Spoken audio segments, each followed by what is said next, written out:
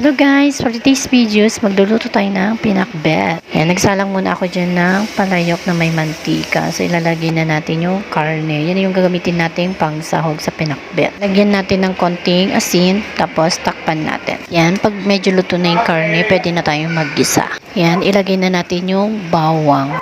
Tsaka isunod na natin yung luya. Isunod na natin ilagay yung sibuyas, tsaka yung kamatis. Yan, pagkatapos ng ilagay yung kamatis, igisa natin siya ng mabuti. Pag nagisa mo na siya ng mabuti, ilagay na natin yung kalabasa.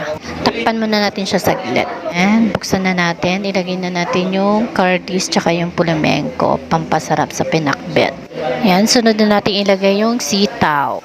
Yan, pwede mo rin siyang halualin ng konti, then takpan muna natin siya hanggang sa maluto. Yan, buksan na natin siya. Pwede na tayong maglagay ng bagoong. Konti lang yung nilagay ko kasi hindi kasi mahilig sa maalat.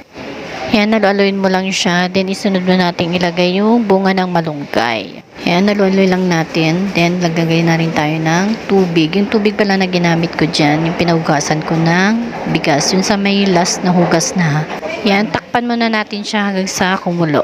Kumukulo na siya, so ilagay na natin yung ampalaya. So, paglagay natin ng ampalaya, pagilid muna natin ibang gulay. Pag nilagay mo yung ampalaya, wag mo siyang haluin para hindi maging mapait yung pinakbet natin.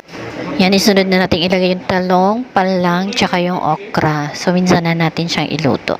Tsaka isunod na natin ilagay yung green na sili. Maglagay na rin tayo ng pampalasa. Takpan na natin siya hanggang sa maluto. Yan, luto na yung ating pinakbet for today. Thank you for watching. Bye-bye!